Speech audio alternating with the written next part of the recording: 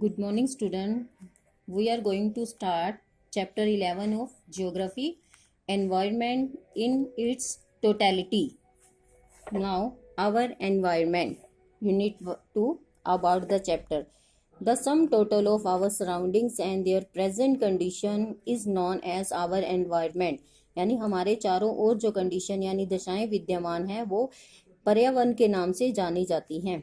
It supports life on earth, the air we breathe, the water we drink and the food we eat all comes from our environment.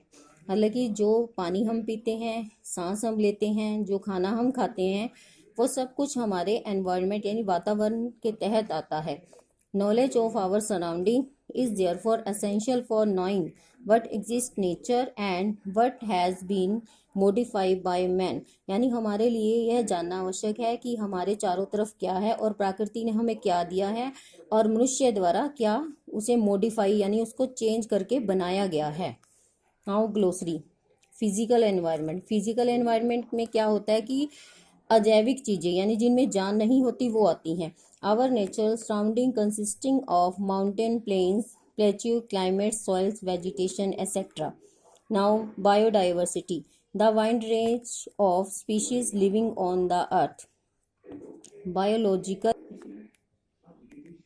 Biodiversity.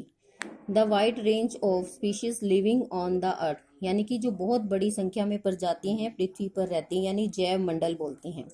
Biological environment. Our surrounding consisting of life or living things, plants, animals and bacteria. Now components of environment. Our surrounding can be divided into two main components.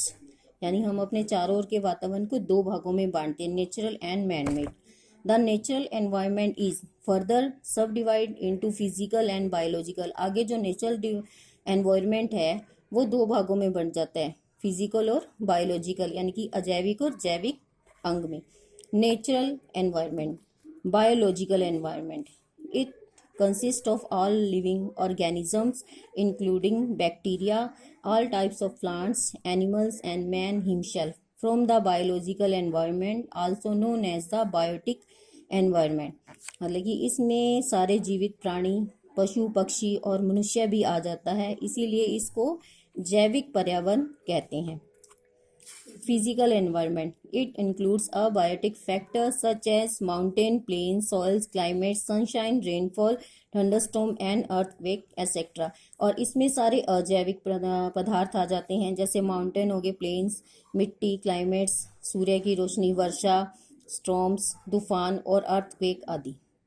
Components of physical environment.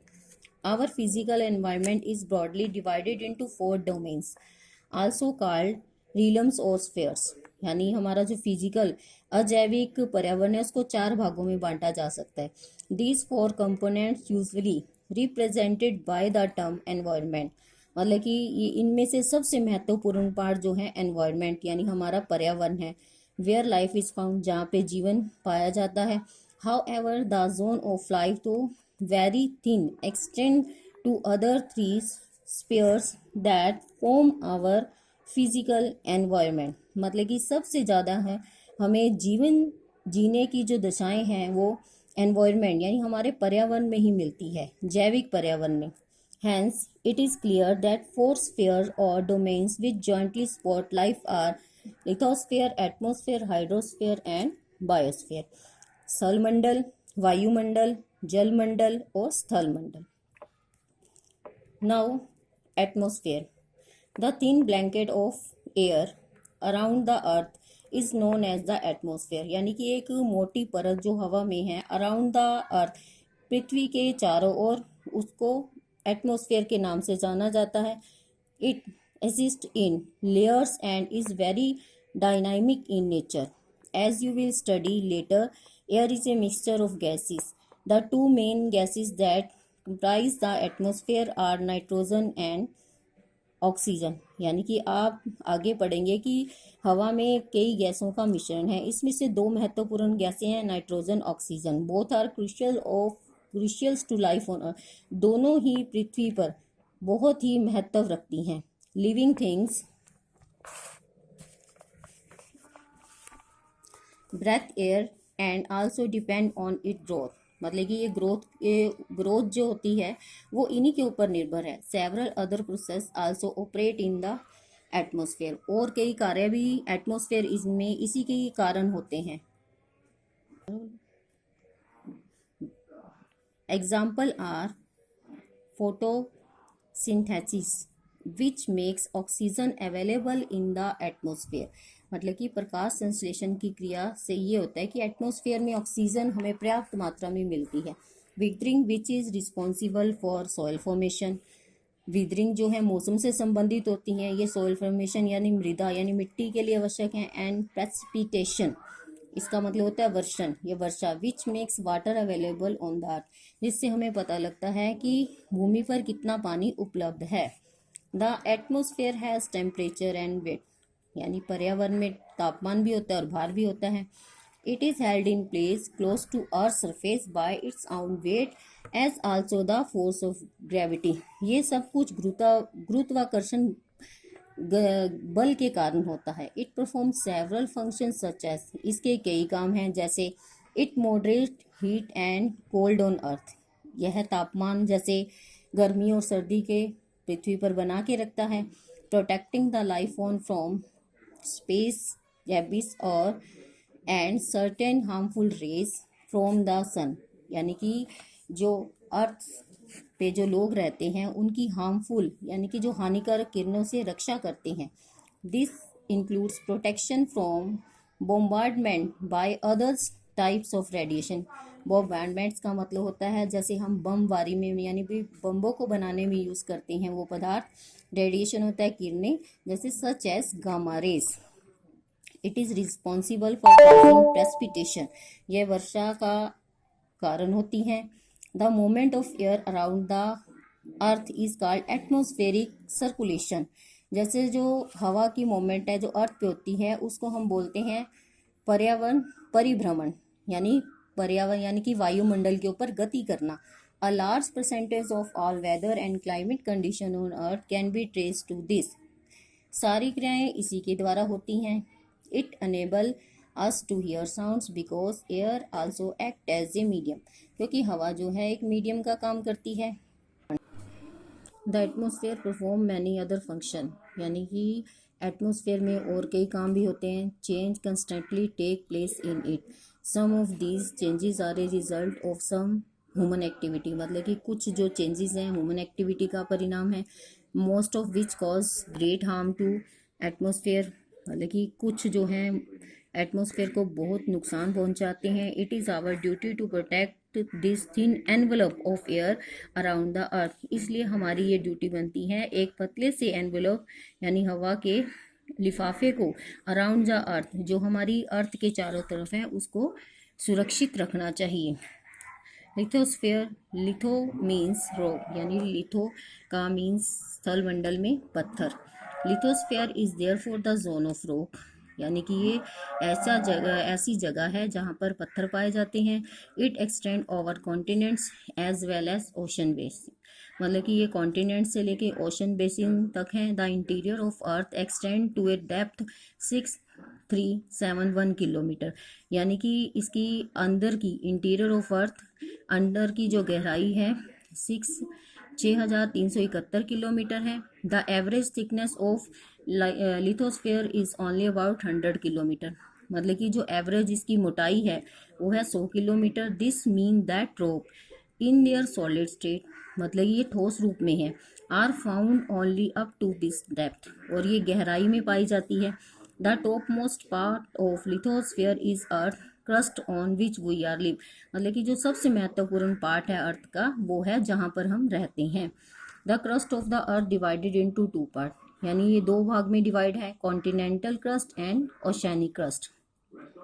The continental crust layer extend to an average depth of 35 kilometre, यानी इसकी average depth यानी इसकी जो गहराई है 35 kilometre है।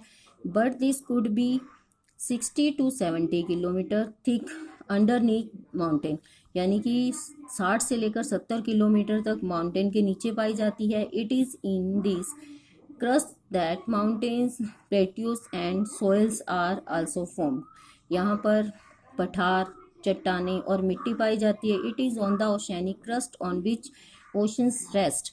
This crustial part of the earth is only 4-7 kilometre thick beneath the oceans, यानी कि 4 से 7 किलोमीटर मोटी जो है परत बीनीथ द ओशन यानी ओशंस के नीचे पाई जाती है। No soils are form there, यहाँ पर मिट्टी नहीं होती। The lithosphere provides the base on which all human activity takes place.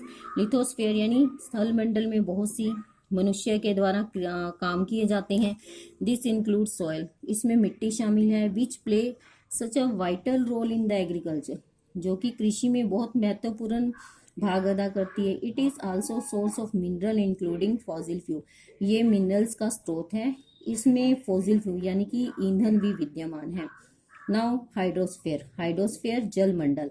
The term hydro stand for water, यानी इससे पता चलता है हाइड्रो मतलब पानी। The water present on earth surface refer to as hydrosphere, जो पानी पृथ्वी पर मौजूद है उसको हम हाइड्रोस्फेयर के नाम से यानी जल मंडल के नाम से जानते हैं। Water support all form of life. It is found in solid, liquid, gaseous. Quantity of water is held by the atmosphere and also goes underground on the continent। मतलब कि पानी जो है तीनों रूपों में पाया जाता है, सॉलिड, लिक्विड एंड गैस। और 71% जो है हमारी अर्थ सरफेस पे पानी पाया जाता है। A small quantity of water held by the atmosphere and also goes underground on continent during the precipitation, और वर्षा के द्वारा जो ये अंडरग्राउंड वाटर जैसे ओशंस में जाता है, रिवर्स में जाता है वर्षण के द्वारा। This water also part of hydrosphere, ये जो है जलमंडल का एक भाग है। Ocean are teeming with life, मतलब कि जो ओशंस में है जो लाइफ जो है संभव है यानी परिपूर्ण है। Even at depth where sunlight can not penetrate, मतलब कि ये भी पता है कि इसमें गहराई तक जहाँ सनलाइट नहीं पहुँच सकती है। This oceanic life of fundamental importance of found on the land. The water in ocean is ultimately precipitation on land. Life on land depend on this water, मतलब कि जो लाइफ है हमारी भूमि के ऊपर वो सब किस पे डिपेंड है, पानी पर। मतलब कि पानी के बिना हमारी जो लाइफ है संभव ही नहीं। हम खाना खाए बिना 2 दिन रह सकते हैं लेकिन पानी पिए बिना नहीं रह सकते हैं। Ocean perform the following useful function. Much of water that fall as rain, snow etcetera on land comes from the ocean, यानी कि जो पानी है भूमि पर बारिश के माध्यम से आता है, नदियों से, ओशन से, महासागरों से। All water flowing in the streams, rivers that which is store in lake, मतलब कि उस पानी को हम स्टोर करते हैं। Underground is available by the precipitation, provide a link to land masses और कॉन्टिनेंट, मतलब कि ये एक संबंध स्थापित करता है महाद्वीपों में। Oceans provide us food, minerals, mineral oils, gas are use for navigation, यानी ओशन से हमें भोजन मिलता है, खनिज पदार्थ मिलते हैं, गैस मिलते हैं और तेल मिलता है, जो कि नाविकों के लिए बहुत ही ज्यादा फायदेमंद सिद्ध होता है। नाउ बायोस्फीयर, बायोस्फीयर होता है जैव मंडल। Biosphere is a zone, biosphere is a zone where atmosphere, lithosphere and hydrosphere interact. Biosphere मतलब कि जैव मंडल एक ऐसा स्थान है जहां पर हमारा जो पर्यावरण है, स्थल मंडल, जल मंडल, तीनों पाए जाते हैं। These are these sphere extend to several thousand kilometre high in the atmosphere, जो कि पर्यावरण से बहुत ही ज्यादा बड़े हैं। Well as into the very bowl of the earth, जो मतलब कि अर्थ जो है हमारे एक कटोरे की भांति है। However the domain of life extend to only a few kilometer in vertical direction in the atmosphere, मतलब कि एटमोसफेयर यानी जो अर्थ है, अर्थ के ऊपर जो लाइफ है वो बिल्कुल पॉसिबल है। As well as deep in the earth, this zone interacts with contain art and register life form is known as the biosphere. इसी तरह से पृथ्वी का ये आंतरिक भाग में पाया जाता है और इस प्रदेश में जो है वर्टिकल दिशा में ये पृथ्वी पर बहुत गहरा पाया जाता है। इसलिए ये जो प्रदेश है इंटरेक्शन विच कंटेन, यहाँ पे जो सभी तरह की यानी कि सभी जीव जंतु मनुष्यों की लाइफ संभव है। इसी तरह से इसीलिए हम इसको बायोस्फीयर यानी जैव मंडल के नाम से जानते हैं। The biosphere has a distinct identity of its own, यानी कि जैव मंडल की अपनी अपनी अलग पहचान है। फॉर ऑल प्रैक्टिकल पर्पस, इसके अपने उद्देश्यों के लिए, it is considered the four domain of the earth. Its special feature is that it involves all component of environment to function as a balanced system. इसकी विशेषता यह है कि इसमें एनवायरनमेंट के सारे भाग काम करते हैं और इसी तरह से इसमें संतुलन स्थापित करते हैं। Now ecosystem, ecological system. An ecosystem is formed by the interaction of all living organism, plants, animals and bacteria with each other as well as with the abiotic environment in which they live. इसी तरह से ecosystem में interaction यानी इसमें भी living organism जैसे plants, animals, bacteria होते हैं जो यहाँ पे रहते हैं। They are link by transfer of energy and material. इनका संबंध जो है क्या है, ये एनर्जी को ट्रांसफर करते हैं, पार्टिकुलरली थ्रू फूड यानी कि भोजन के माध्यम से। The commonest form of energy is provided by oxygen, यानी जो साधारण एनर्जी है हमें किस जो मिलती है ऑक्सीजन से। It make up 1/5 of atmosphere. It combine with hydrogen to form water. इसमें हाइड्रोजन और वाटर का मिश्रण है। In all three forms, solid, liquid, gaseous, in which it is found on the earth. यह अर्थ पर ही यानी पृथ्वी पर पाया जाता है। Oxygen is most essential element for all living thing. Oxygen जो है सबसे महत्वपूर्ण तत्व है सभी जीवित प्राणियों के लिए, क्योंकि ना तो हम इनके बिना सांस ले सकते हैं क्योंकि सबसे महत्वपूर्ण है oxygen. And ecosystem is never self content और क्लोज, मतलब एकोसिस्टम जो है ये कभी भी बंद नहीं हो सकता। मतलब कि ecosystem form whenever solar energy is receive, क्योंकि सोलर एनर्जी रिसीव करता है। And ecosystem is the home of living organism, मतलब कि एकोसिस्टम जो है जीवित जो प्राणियों का घर है। Its size may be far from a small pond to vast rain forest, मतलब कि इसका साइज जो है एक छोटे से पॉन्ड से लेकर एक बड़े रेन फॉरेस्ट और अर्थ और पृथ्वी एज ए होल, यानी एक बहुत बड़ा पृथ्वी पर है। मतलब कि पृथ्वी है, पृथ्वी को जो एक प्लेनेट माना गया, ग्रह माना गया है, जिस पर जो है सभी प्राणी जो है जीवित रह सकते हैं। क्यों जीवित रहते हैं? क्योंकि यहाँ पर लाइफ जो है पॉसिबल है। जीवन जीने के लिए हर वस्तु जो है उनको अर्थ पर मिलती है। बोलो। Now biodiversity, a great variety of living organism are found on the earth, यानी कि एक बहुत बड़ी संख्या में जो जीवित प्राणी हैं वो अर्थ पर या पृथ्वी पर पाए जाते हैं। This biological diversity is describe as biodiversity, मतलब कि इसमें बायोलॉजिकल डाइवर्सिटी यानी कि जैव विविधता को ही हम बायोडाइवर्सिटी के नाम से जानते हैं। It has developed over billion of years, यानी ये बहुत बिलियन यानी बिलियन बहुत पहले ये विकसित हुई। It is believe that about 3 billion year ago, मतलब कि विश्वास किया जाता है 3 बिलियन साल। The first single called creature appear in the primordial soap, मतलब कि जो पहला सिंगल क्रीचर था वो प्रीमोडियल सोप की तरह दिखाई देता था। Hence the life first appear in the ancient sea, सबसे पहले ये जो एंशिएंट सी यानी कि पुराने सागर में दिखे। As time went on more complex form appear in the water till some better adapt finally climb out into dry land, मतलब कि इसके बाद जो है कुछ नई प्रजातियां दिखी और कुछ जो है भूमि के ऊपर हमें दिखाई दी।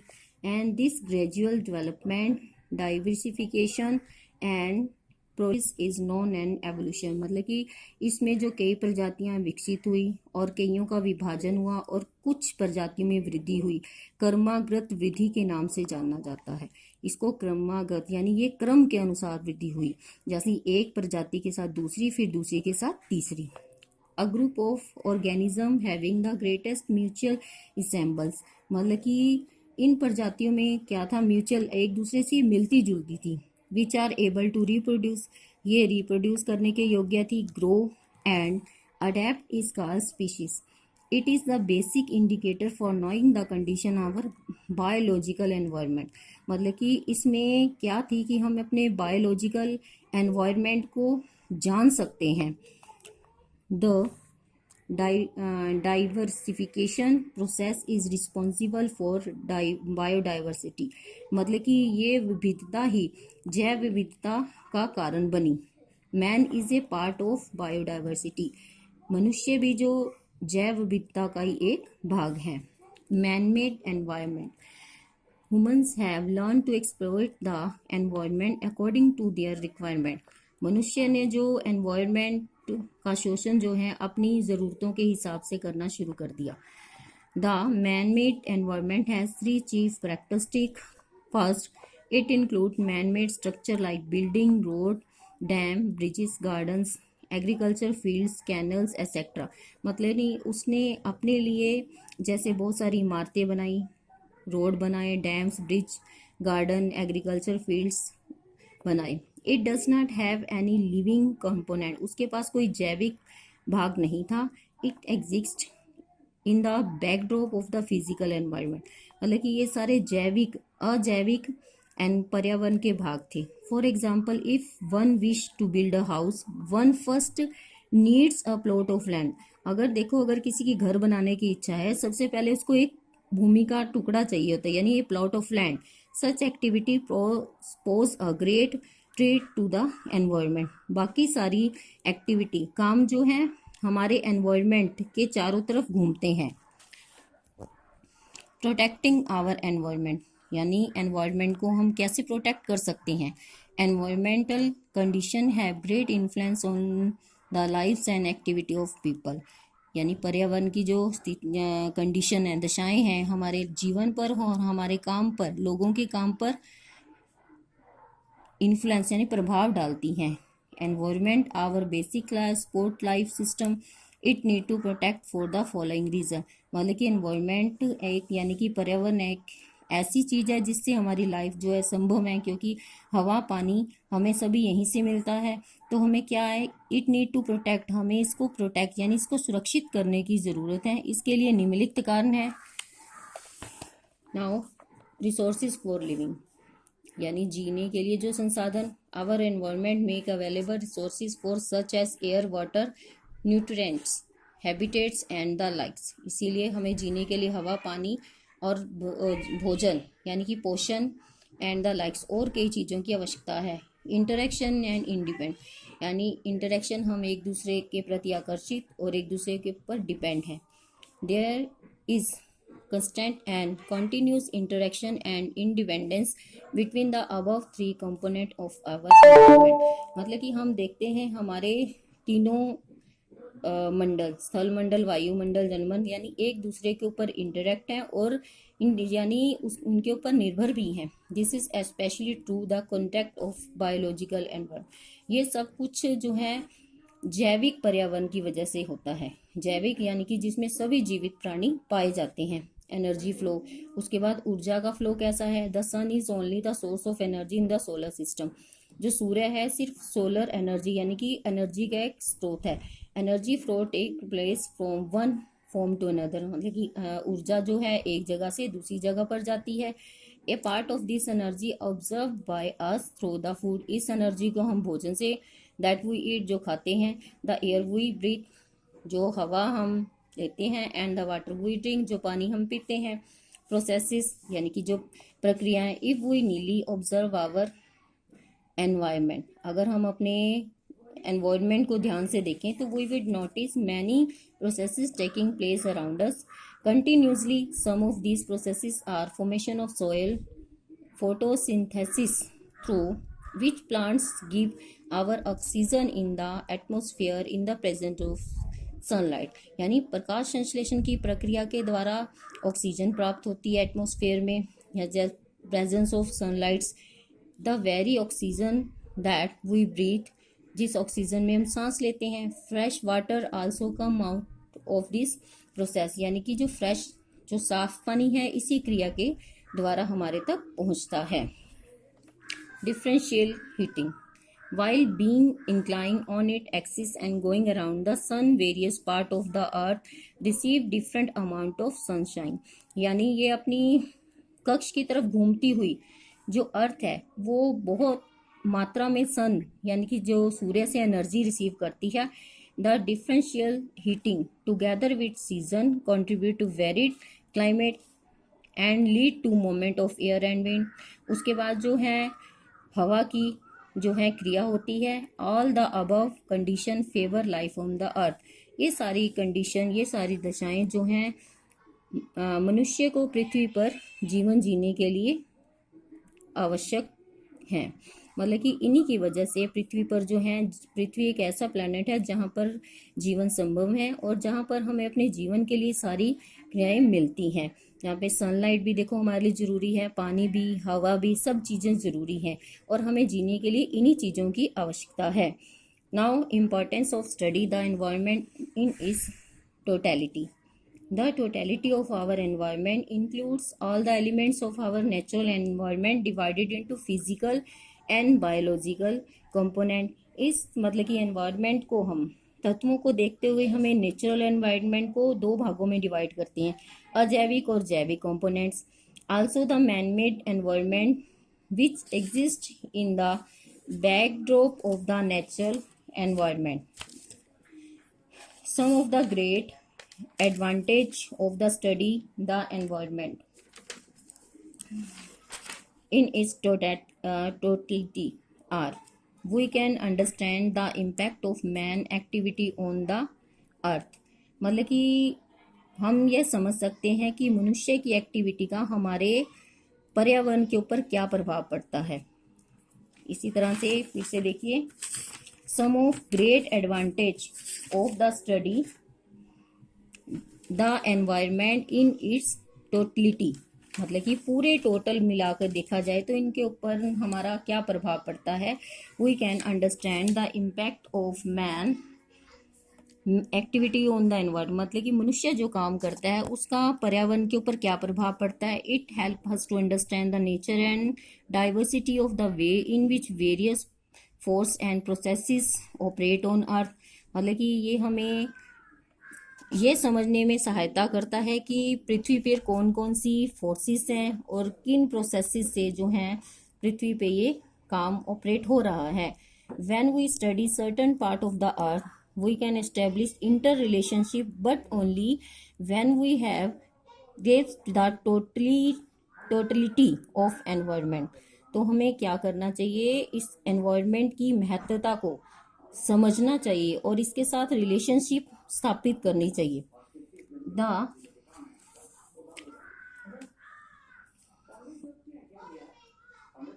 The origin and distribution of surface feature of the land like mountain, plateaus, plains, rivers, etc. can be intelligently studied only when we have a total view of the environment।